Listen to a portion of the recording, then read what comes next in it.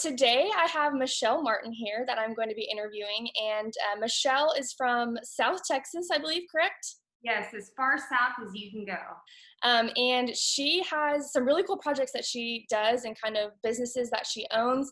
She has the AgMag and then also the Ag TV on Wheels, right? Am I saying the correct name on that? It's Ag on Wheels. Ag Yeah. on Wheels. So today we're going to be kind of talking about her experiences and the projects that she's doing, and just kind of getting her take on some stuff. So Michelle, if you could maybe just kind of start by telling us a little bit about where you're from and a little bit about your background, I think, to start. Sure. So my name is Michelle Martin, and I grew up in the Rio Grande Valley, which is about as far south of Texas as you can go before you hit Mexico. I can literally, I sometimes before the world went crazy, I would go over to Mexico on Sundays and just hang out there. So it's really close. And what a lot of people don't realize is that this area is very, very, very agricultural based. We grow over 40 to 50 types of vegetables in our area. And then we also have your typical commodities like your corn, your grain, your sesame, soybeans, all that good stuff. But what really makes it unique is all the vegetables and the citrus that we have in the area. And so I grew up here, born and raised, and then I went off to A&M, and I swore I'd never move back down to the valley. And here I am. And I graduated from A&M in 2009, was supposed to graduate in 2008, but I took a victory lap. That's all right. I paid my own way through college, so I figured why not. Absolutely. But yeah, so that's a little bit about me. I'm a mother of a 4-year-old, God help me, and a wife to a farmer, and also a chemical salesman for Helena Chemical. Awesome. So I know I listened to one of the podcasts you did with Sharkey Farms, and you kind of explained that you don't necessarily have like a traditional ag background, but what kind of led you to agriculture and kind of the adventures that you're on now? Sure. So whenever I was at A&M, I was going there originally to be a marine biologist. I lived at the beach. I live very close to the beach. It's about 45 minutes away from me, South Padre Island. And so that's kind of what I wanted to do. And after failing biology, I realized maybe that wasn't for me. So I kind of switched over and I wanted to do media. So I wanted to be a news reporter. So right out of college, I worked at a news station, and I just realized that it's not really something I wanted to do. I wasn't into politics. I wasn't into, I don't know, I just kind of found it depressing maybe. Right. And so I eventually went, long story short, I was working at a private school doing their marketing and advertising, and I just got really frustrated because I had felt like everything had already been done. So I was really bored at work, and I prayed and prayed for 3 long years. And one day the idea, I would say God gave me the idea, and I called my husband and said, do they have a farming magazine? And he said, no, they used to, but they don't anymore. And I said, good, they do today. So I quit my job with $200 in my bank account and made a fake magazine. And so a lot of people ask me, well, why agriculture? Why didn't you start a magazine on something else? And, I really don't know. God just gave me the idea. My husband's a farmer. We farm, as well as, he's also a chemical salesman. But just seeing him farm and being out on the land just gave me an appreciation for the food that I was eating. And so I think it kind of stemmed from that as well. So I definitely have my husband to thank. My grandparents, they had land that they farmed. And, I grew up on their farmland. But we were never really heavy farmers, so to say. My grandparents would always lease out the land to other farmers. Awesome. So. Yeah, that was, I think, one of the craziest things when I kind of heard your story was how, like you said, you didn't have a ton of background in agriculture, but then you kind of came up with this concept, and it was just kind of really amazing to hear about how you thought that was a gap that needed to be filled, and you went for it, especially. Yeah. It's like there's so many opportunities, and I've learned a lot, and I still learn every day. But I've had my magazine for almost 7 years, and I think I'd like to say that I know a lot about ag, and it's all from experience. And it's been probably the best gift that I've ever been given from the big man upstairs. I love it. Absolutely. Well, that's great. So I know too you have the TV show. So did that kind of walk us through that? Did that stem from AgMag, or how did all that kind of come about? Yeah, so AgMag has been my magazine has been my baby before my baby, and it's been my flock for everywhere that I've gone. So with the TV show, after having the magazine, it'll be 7 years in September or August, September. And so I was driving down the highway one day and I just thought, why don't I do kind of like the Farm Bureau does, a couple, 3 to 5 minute clips on Meet Your Local Farmer. Well, that kind of just spiraled into a full 30-minute TV show. I used the connections from the TV station that I had worked at and just some prior jobs that I had. I kind of just connected all the resources and just went for it. I'm the type of person, I don't plan, I just go and deal with the issues as they arise. But I feel like that's the best way because I know that I'm the type of personality that if I plan, I'll never make that initial move. I just kind of got to jump to it. Yeah. And so the TV show obviously is on pause because of COVID. And but something that's great that arose from that was a new project that we're working on that's called Farmer Who. Yeah. And that is going to be a project that enables the consumer to be able to know where their food is coming from. So we're connecting the consumer and the producer and putting them together.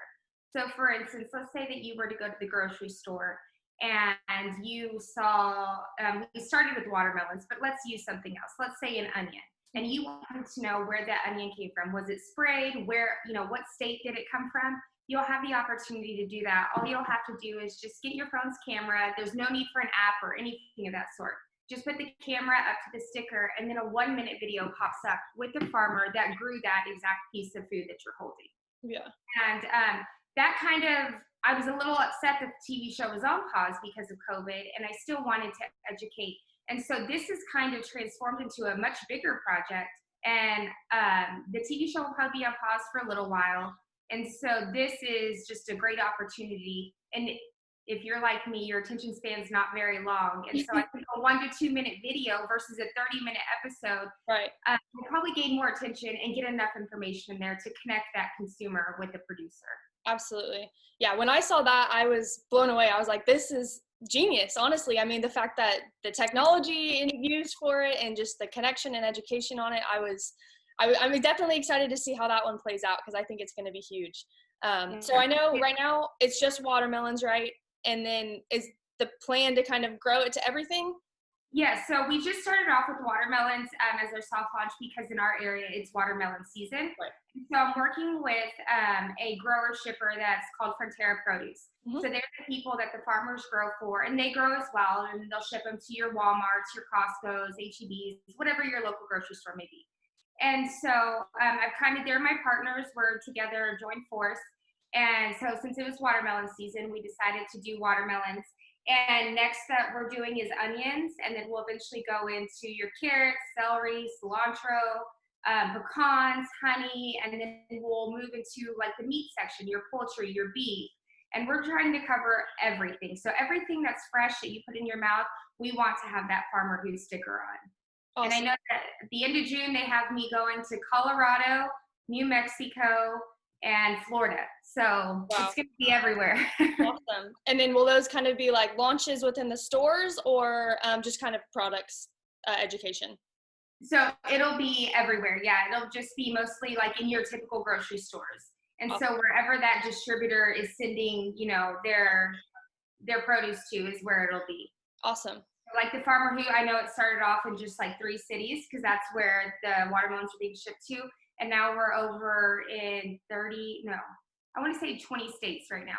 Wow. 20 to 30 states. Yeah. Well, actually the other day I bought a watermelon and I was like, oh, I wonder if the stickers are on these yet. But not quite in Bryan yet. So I'll be keeping an eye out for those. I guess too. And you have, I feel like, so many irons in the fire. I mean, you're a mom, you're a wife, you've got lots of projects going on. My biggest question is, how do you handle all of that? Like, how do you keep everything straight and juggle it well? Oh gosh. Yeah, that's a good question. I don't know. I really don't know. I'm the type of personality that I'm ADHD. So if my mind is not engaged in something, I either spend too much money that I don't have, or I get myself into trouble. Yeah. So I think that over the years, learning how to do the magazine. With the magazine, I find all the ads, all the editorial, and I have great writers and advertisers that support me. And so learning how to manage that really gave me a sense of time management. And so I kind of just learned how to map out my day. I know it never goes as planned, but it's just kind of what I do. And so I'll set aside X amount of days for social media, X amount of days for magazine, and then the TV show. When we were filming, we only film 1 to 2 days out of the month. So that doesn't take up too much time. And then, obviously my producers take care of the editing. That's not for me. Not good at that. Yeah, that's been I've kind of dabbled in it lately, and it's a whole new world, that's for sure. Yes. But yeah, it's a lot of intense hours for sure. But social media wise, I know obviously that's a big part of kind of society and stuff. How are you using that as a tool to kind of get your message across? So when I had social media, I was really big on Facebook. And I know that, I guess for the younger generation, Facebook is considered for the old people. So I'm told by the kids. Facebook started when I was at A&M, my first year at A&M. So that ought to make me feel old. But I really just use it because my Instagram, my husband actually was the person that said, hey, you need to get on Instagram. There's a big farming network out there. There's a big agricultural community. And so I kind of just started it, and I only had like 70 followers. And so I just kind of worked at it. And every day I'd go out and show how many vegetables we have and what we do down here. And after 6 months, I think I've got from 70 to almost 6,100. Yeah. And for me, it's not about the fame and the followers. You know how some people want to be sponsored. That's not my goal. My goal is just to educate, because there are a lot of followers who aren't farmers and they're just there to learn. And so that's my job. And I just use, that simple press the button and let's start a story and make it brief and just show the variety that we have down here. And so that's I'm really big on Instagram. I've neglected Facebook. I need to get better at it. But I just feel like Instagram, there's so many eyes on there. And so that's just kind of how I use social media as a way to get the word out there of everything that we do down here. Mm-hmm. Yeah, and you do an excellent job of really showing the reality of what things are. But I guess too, kind of going off of that, I know you touched on it a little bit before, but what kind of made you want to tell agriculture's story?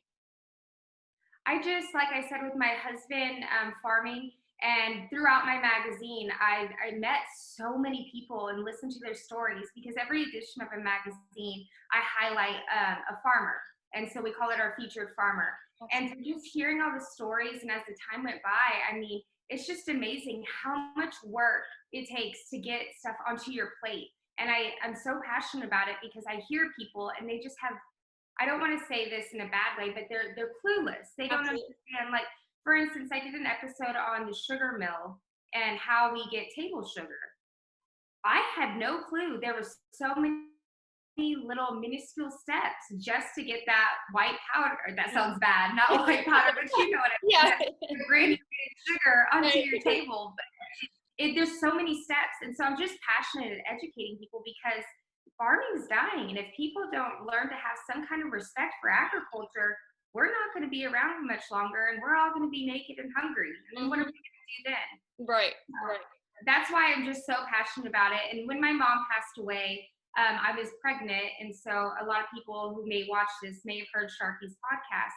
And so aside from working out, the thing that really connected me and kept me grounded through that all was just going out and walking the fields and realizing all the hard work that people do and the labor that it takes. And so if they can do that to feed the world, then I can certainly, get over what was going on. And so just being out there and being at one with the land was really heartfelt for me. And so the passion just grew from there as well. Absolutely. Yeah, the land is healing, that's for sure. Through all this COVID, I feel like I've been able to reconnect with my agriculture roots as well. And it's kind of refreshing to kind of go back to that and just focus on it a little bit. It is. It's nice not to be bothered sometimes and just be out there. Right. Yeah. So what do you think the public's biggest misconception about agriculture is? Oh, that's a good one. I think that the public's, I think there's two things. I think that they're misinformed about the GMOs and the spraying and all that good stuff. Obviously, my husband works for a chemical company, so I've been educated on that. But I think that they need to be a little more informed about that, and I think that as a society, as a marketing standpoint, a lot of people will put, non-GMO. Well, that product never was Right. GMO. It can't Right. be. And so they use it as a marketing ploy, and I think that adds a lot of confusion to people. And so Mhm. I think that's one misconception that a lot of people have. And then the second misconception is that farming is easy, that people can just grow something out of the ground. Just go put a seed in it and watch it grow. Right. And that's not it at all. There's so much work that goes into it. And so those are the two things that I think the biggest misconceptions are. Right. Yeah, I would definitely agree with that. And then I guess too, as advocates, what do you think we can continue to do to kind of combat those misconceptions? I think, just going out and sharing the farmer's story, going out and showing, an actual harvest, or showing the planting, and even showing the spraying. I mean, I show spraying on my Instagram all the time. Crops have to be sprayed, whether they're organic or not. And if they're growing for mass amounts of crops. And I think that social media is such a great tool for that, because the society that we're in now, everyone's on their phone. They're always on their phone. They're always on some sort of Instagram, Facebook, TikTok, anything like that. And that's free. And so it's an advantage for us who are involved in agriculture and people who are advocates to use that free means to go out and show real life, non-edited farming Hmm. and show the world really how it's done. Right. Yeah, absolutely. And I guess this one, probably last question, but how challenging have you found it to be as a woman trying to integrate into the industry? Oh boy. Uh, You know, whenever I first started my magazine, so I guess I didn't really give a lot of history, about the challenges and stuff that I faced. But I am an only child, and my mother did pass away while I was pregnant. And so in that time, and having to plan the funeral and everything, because it was just me that was left. And so in that time, I kind of found my backbone, so to say. And so throughout starting the magazine in that time, I realized that I didn't really care what people thought of me, that I was there for a mission, and whether I was male or female.